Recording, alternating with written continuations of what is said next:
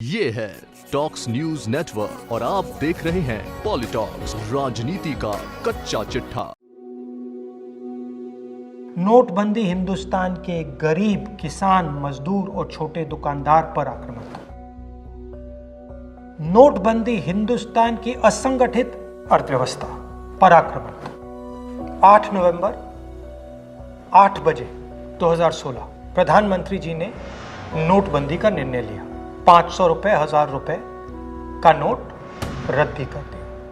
पूरा हिंदुस्तान बैंक के सामने जाके खड़ा हुआ। आपने अपना पैसा, अपनी आमदनी बैंक के अंदर डाली। पहला सवाल, काला धन मिटा? नहीं। दूसरा सवाल, हिंदुस्तान की गरीब जनता को नोटबंदी से क्या फायदा मिला? जवाब, कुछ नहीं।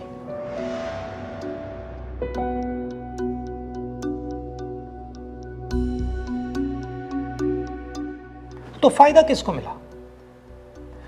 फायदा हिंदुस्तान के सबसे बड़े अरबपतियों को मिला।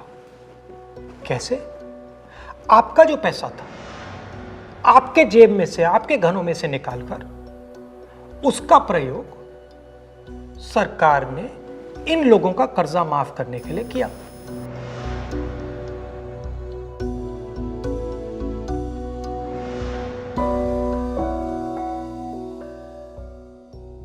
मगर वो सिर्फ एक लक्ष्य था। दूसरा लक्ष्य भी था छुपा हुआ, जमीन साफ करने का। जो हमारा इनफॉर्मल सेक्टर है, असंगठित अर्थव्यवस्था का सेक्टर है,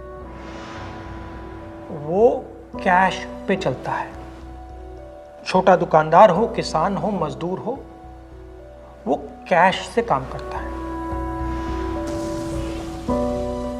नोटबंदी का दूसरा लक्ष्य, जो जमीन साफ करने का लक्ष्य, असंगठित अर्थव्यवस्था के सिस्टम से नगद कैश को निकालने का।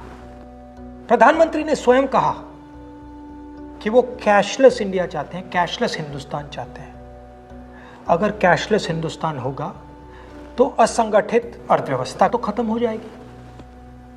नुकसान किसको हुआ? किसानों को, मजदूरों को, छोटे दुकानदारों को, स्मॉल एंड मीडियम बिजनेस वालों को, जो कैश का प्रयोग करते हैं, जो बिना कैश जी ही नहीं सकते। नोटबंदी हिंदुस्तान के गरीब, किसान, मजदूर और छोटे दुकानदार पर आक्रमण था। नोटबंदी हिंदुस्तान की असंगठित अर्थव्यवस्था पर आक्रमण था। और हमें इस आक्रमण को पहचानना पड़ेगा और पूरे देश को मिलकर इसके खिलाफ लड़ना पड़ेगा।